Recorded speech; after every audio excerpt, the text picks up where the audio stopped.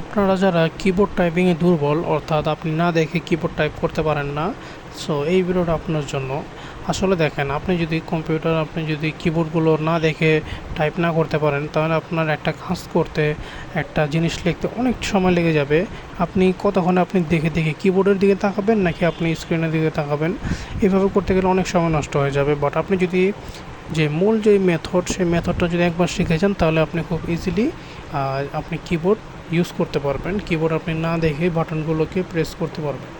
এই যে দেখেন, এই যে একটা ইমেজ দেখতে পাচ্ছেন, আসলে মানুষের হাতের এই যে 2 নম্বর যে আঙ্গুলটা, এই 2 নম্বর আঙ্গুলটাকে আপনি এই এফ এবং জে, এই দুইটা আঙ্গুলে বসাবেন।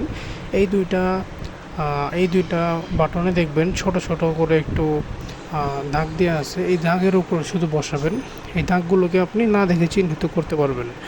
আর হাতের এই 4টা আঙ্গুল আছে, এই 4টা আঙ্গুলকে আপনি এই সিরিয়াল অনুযায়ী বসাবেন। অর্থাৎ এই আঙ্গুলটাকে আপনি এই যে দাগ দেখতে পাচ্ছেন, এই দাগের উপরে বসিয়ে দিবেন। দাগের উপরে বসালে সবগুলো আঙ্গুল বসে যাবে, এবং এই পাশেও এফের উপরে দাগ দেখতে পাচ্ছেন, এগুলোকেও বসাতে পারেন। সো এখন এই যে আপনি যে পুরোটা সম্পূর্ণ কিবোর্ড দেখতে পাচ্ছেন, এই কিবোর্ডের ভিতরে যতগুলো অক্ষর আছে, সবগুলো অক্ষর আপনি এইটার মাধ্যমে চিহ্নিত করতে পারবেন। অর্থাৎ এটার উপরে যদি আপনি আঙ্গুল বসান, দেখবেন ওই পাশ দিয়ে 4টা আঙ্গুল বসে গেছে, এবং ওই পাশের এফের উপরে যদি আঙ্গুল বসান, এই পাশ দিয়ে 4টা আঙ্গুল বসে যাবে, এবং এর ঠিক উপরে আরও 4টা বাটনকে ধরতে পারবেন, নিচেও 4টা বাটনকে ধরতে পারবেন। ঠিক একইভাবে আপনার যে এই পাশেরটা, এইখানে আঙ্গুল বসালে ওর বরাবর যে আঙ্গুলগুলো আছে বা ওর বরাবর যে বাটনগুলো আছে, সেটাতে আঙ্গুল বসে যাবে, এবং ঠিক এর যে উপরের সাইডটা আছে, সেটার ভিতরে যদি আপনি সেভাবে করে আঙ্গুল বসান, সবগুলো বাটন ধরতে পারবেন। এইভাবে করলে সবগুলো বাটন ধরতে পারবেন।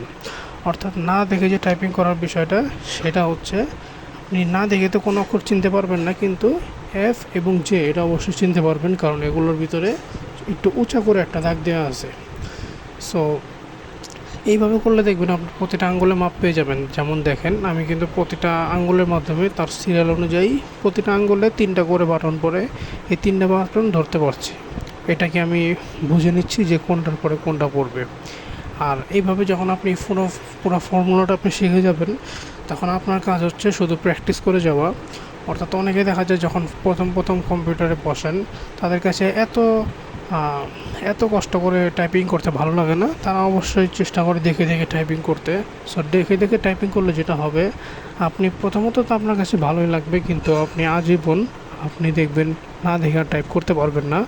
আমি যখন প্রথম টাইপিং শিখি, তখন আমার কাছে কিন্তু প্রথম এই ফর্মুলাটা প্রথম 3-4 সপ্তাহ আমার কাছে খুবই বিরক্ত লেগেছে, খুবই কষ্ট লেগেছে টাইপ করতে। বাট এরপরে কিন্তু আমার কাছে এতটাই ইজি হয়েছে, এখন আমি যেভাবে টাইপ করতে পারি, কিবোর্ড সবসময় আমার একটা কাপড় দিয়ে ঢাকা থাকে, আমি কাপড়ের উপর দিয়ে টাইপ করতে পারি। আমার আশেপাশে মানুষ যারা কম্পিউটার ইউজ করতে পারে না, তারা দেখে অবাক হয়ে যায় যে কীভাবে কাপড়ের উপর দিয়ে সবগুলো অক্ষর আমি চিহ্নিত করতে পারি। সো এটা হচ্ছে, আপনি যখন এটা রেগুলার প্র্যাকটিস করবেন, এই ফর্মুলাটা আপনি প্রয়োজনে একটা গুগল সার্চ করতে পারেন যে কিবোর্ড টাইপিং, দেখবেন সবগুলো আঙ্গুলের নির্দিষ্ট ঘর আপনাকে দেখিয়ে দিবে।